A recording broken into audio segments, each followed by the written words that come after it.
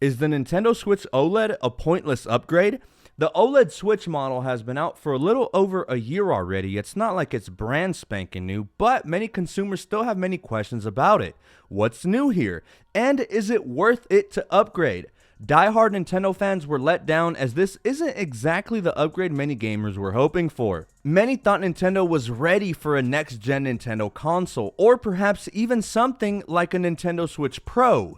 But instead, Nintendo decided to go a different route with this all-new OLED model. Coming in with an MSRP of $349, this mighty new console only expands on what made the beloved regular Switch so good in the first place. It improves on the original in subtle but great ways. Think of it as an S upgrade for iPhones, only for the Nintendo Switch, with small refinements that expand on the tried and true formula that Nintendo brings to the table. Unfortunately, which came as a huge blow to die-hard Nintendo fans, much of the internals, aside from display technology, has not been touched and remains unchanged. I would have loved to see a boost in processing power or even upgraded RAM, but you will not find anything of the sorts here. However, Nintendo definitely created a banger with the OLED Switch, seeing as how anyone who picks it up quickly falls in love with its portability, great selection of AAA titles, and best of all, hybrid support for both handheld gaming or plugging it straight into a TV the way you would with any traditional console. It's mainly why I find it so enjoyable. If I'm home with my cat Bean, I can showcase my shiny collection to her on Pokemon Scarlet, or perhaps challenge my girlfriend to a quick race on Mario Kart. And with it being so versatile, if I wanted to, I could remove the Switch from its base and take my gaming on the go. In today's video, we're going to go over everything you need to know about the most recent release by the legendary Nintendo. And at the end, I'll give you my honest thoughts about whether or not you should upgrade. Plus, I know tons of people are eyeing this bad boy this holiday season. So, without further ado, we're going to roll that intro real quick and hop into a quick unboxing. You ready? Let's get this party started then.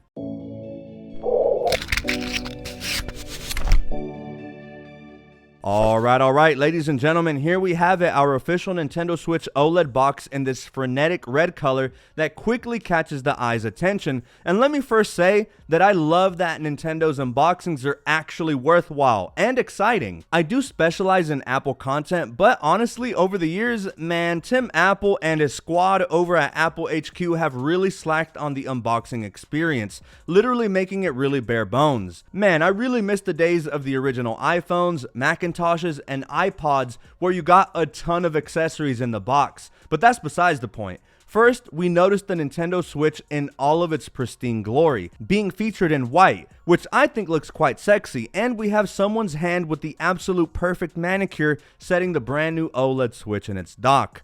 We also feature Nintendo Switch branding on our left and right hand side of the box, along with the iconic Nintendo logo up top and serial number information down at the bottom. And on the back, we have a few graphics on the different orientations the Switch can be used in, with tabletop mode thanks to our newly redesigned adjustable stand, TV mode, and also, of course, handheld mode. We sadly don't need our unboxing knife, seeing as how Nintendo graciously provides us with a pull tab. So let's undo that, and first thing we're greeted with is our two Joy-Cons and our Switch console down near the bottom. We're going to set that off to the side for just a second as we dig deeper into the contents of our box. First up is our obligatory HDMI cable, and by the way, I'm so glad we have this. Had Nintendo been a stingy company like Apple, I know I said it, looking to nickel and dime us at every possible instance, it wouldn't be included. But thankfully, it is. And to the right of that is our AC power adapter that's needed if you want to set the Switch into TV mode, but more importantly, charge up the device in a discreet and easy manner. Digging deeper, and we're presented with our Joy-Con grip. This is useful if you happen to have large hands or simply want a better grip while playing games instead of having the two independent Joy-Cons in each hand. It ultimately boils down to preference. Followed by that are two Joy-Con straps, useful for intense gaming sessions where you'll want your Joy-Cons securely strapped onto your wrist if you truly need them to be.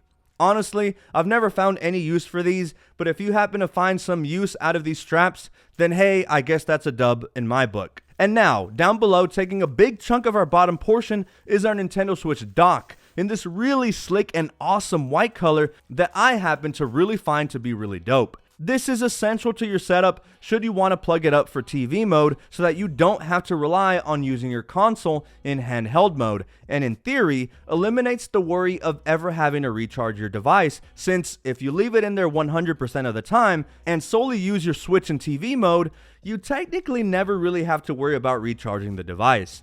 We'll take a closer look at the new upgrades to the Nintendo dock in just a second. Finally, let's head back to our cardboard tray that houses both our Joy-Con controllers and our brand new OLED Switch, and remove the Joy-Cons from the plastic baggie, and yup, just as expected, they look and feel identical to the originals with some very minor improvements, which I'll brush up on towards the end of the video. And now finally, what we all came here for, the brand new OLED Switch, also in this plastic baggie, probably the cleanest it will ever look. So all we have to do is slide it out and we're essentially ready for setup so that you're ready to game to your heart's content.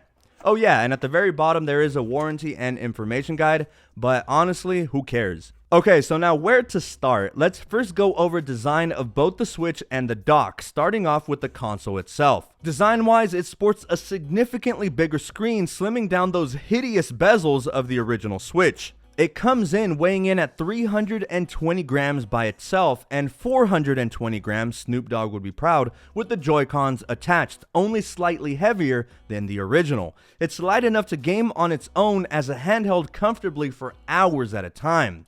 Nintendo's OLED design looks and feels more premium overall, all the way from the vent up top, which isn't as gaping as before, to the reduced bezels, and also we have some slightly modified power and volume buttons. And now the rear stand is now fully adjustable so that you can prop the OLED Switch at any angle, which is useful while wanting to lay it down on a table or on airplane mode, for example. The older regular Switch did come with an adjustable stand, but it just wasn't as versatile. The micro SD memory card slot is discreetly hidden underneath the adjustable stand, so it's hidden from view and works just as intended. Slap in an SD card to expand on the expanded base storage the OLED Switch provides. More on that later. Now let's take a closer look at the dock. Nintendo's bundled dock has also been slightly redesigned. This now includes a LAN/Ethernet port, as well as your typical HDMI port to hook the sucker up to a TV, and 2 USB ports. And that Ethernet port is going to be extremely useful if your Wi-Fi happens to be more on the boo-boo side. That way your connection is hardwired, which should lead to less interruptions while playing online with the lads. And cable management is much improved thanks to the redesigned dock that allows you to tuck away the cables neatly and discreetly away from view, which I think is a nice touch. Now, let's head over to the display and let's take a closer look at that juicy and mighty 7-inch OLED display that is much improved from the now archaic looking 6.2-inch IPS LCD panel of the previous non-OLED Switch. The size may have increased, but you get the same 1280 by 720 resolution. So technically, the fact that the panel was enlarged but the resolution was kept the same means that actually, those visuals are a little less sharp than before. Sometimes while gaming, individual pixels are easier to make out, and during intense cutscenes, it does look a bit more pixelated than before, which does make me cringe a bit, but you only notice if that's what you're actually looking for, and for the average Joe, it shouldn't make a huge difference anyway. Thankfully, in TV mode, the OLED Switch can output at full HD for a sharper look and feel. So many people may not know the differences between OLED and LCD technology, but let me just tell you. Upon pressing the power button, the differences are easily and quickly apparent. Basically, on the prior Switch that featured an LCD IPS display means that there was always an entire backlight illuminating your console while gaming in handheld mode. In comparison, OLED is a newer technology that has no backlight and instead lights up each individual pixel, resulting in intense and deeper blacks, and the difference in contrast is immediately noticeable. So before, with the backlight LCD Switch, blacks tended to look more grayish and murky, but now on the OLED Switch, whenever there are some blacks on screen, that means that those individual pixels are not lit, which allows those blacks to be very punchy and pronounced. The OLED switch is on the right and the older LCD switch is on the left. And as you can see, the differences are quite visible, but my camera simply cannot do it enough justice, and is something you have to appreciate with the naked eye when having the switch physically present and directly in front of you. It's just a world of difference between the two, and makes your gaming experience that much more immersive. Quite frankly, it makes the older LCD Switch look like it's some kind of retro console with aged technology, but it more or less is the same console with just a few refinements here and there, and in the end, makes for a way more pleasurable gaming experience, especially considering the enlarged screen with reduced bezels. Screen refresh rates still sit at 60 Hz and not 120 Hz like many, including myself, had hoped for, but on Nintendo titles, animations still appear pretty silky smooth. Unless we're talking about Pokemon Scarlet and Violet, which was riddled with bugs upon its initial release and tons of dropped frames, which made it play more like a Pokemon game made for the Game Boy Advance SP. But this is only an isolated case, and most, if not all other games, run buttery smooth. And best yet, while playing outdoors, the OLED technology makes visibility and clarity much better thanks to the brighter colors and sharper contrast throughout. But of course, it depends on what game you're playing. Many were hoping for upgrades to a brighter and sharper display, but sadly, this is where the upgrades end, and seeing as how internally, the specs of the device remains identical, all but a few extra refinements to the speaker department. It's one of the most surprising upgrades I found on the new enhanced stereo speaker system that now blasts towards you instead of away from you. The enhanced speaker system delivers a punchier, cleaner sound at higher volumes, and that's only possible due to the closed type speaker Nintendo is now using versus the open speaker system design that diverted sounds away from the user. There are Nintendo fans who prefer not to be that iPad child blasting their video games for the whole world to hear. And so, like on the previous model, there is still a 3.5mm headphone jack situated on the top of the console in case you want to plug some headphones in and game so that nobody else can hear you. And now, thankfully, the new OLED Switch now supports Bluetooth headphones. So AirPod users and really any Bluetooth headphones should pair easily and quickly to the device for those situations where you would prefer an easy and cordless setup to game to your heart's content. Now, with that being said, the only thing that sucks is Nintendo has no support for Bluetooth microphones, which means if you're gaming online with this thing with the bros or bras, you cannot rely on the microphone from, say, your Beats or AirPods to chat with them, which is a huge letdown. Now, let's look at the Joy-Cons, with the controllers on the new Switch being largely unchanged. The Joy-Cons look and feel just like the originals, although Nintendo has apparently made some subtle refinements, like fixing that uber pesky drift problem some users have encountered, which includes my girlfriend, who suffered from this issue in which her Pokemon Violet game kept rotating her camera angle indefinitely and wouldn't stop. Thankfully, a very nice lad by the name of Pablo over at Nintendo HQ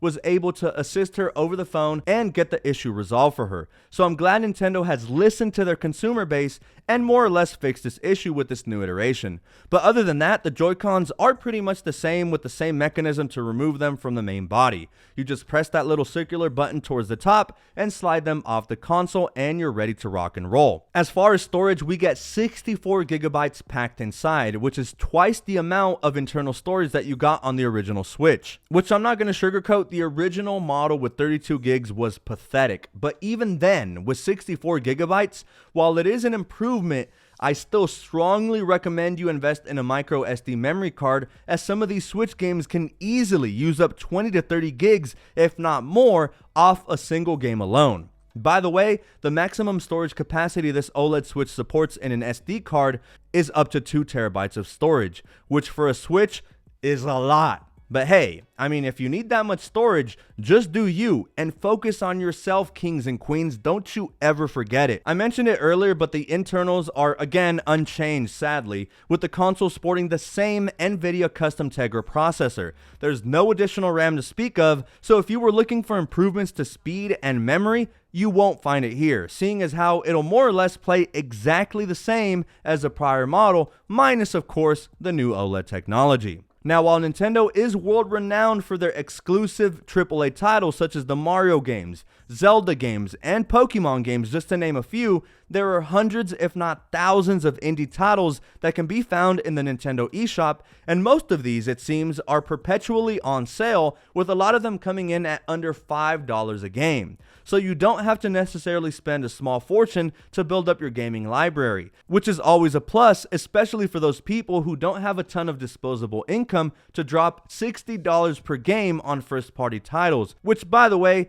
those AAA titles rarely ever go on sale, and when they do, Nintendo only shaves off like $5 or $10. Lastly, the battery capacity is unchanged and hasn't increased at all in terms of physical storage, and is still a 4310 milliamp hour battery, same as before, but the OLED technology is not only far superior, but also more energy efficient. As an example, I was shiny hunting on the new Pokemon Scarlet on maximum brightness on the new OLED model and got slightly above 5.5 hours whilst doing the same on the regular Switch, which only yielded about 4 hours and 45 minutes of use before the battery ran dry.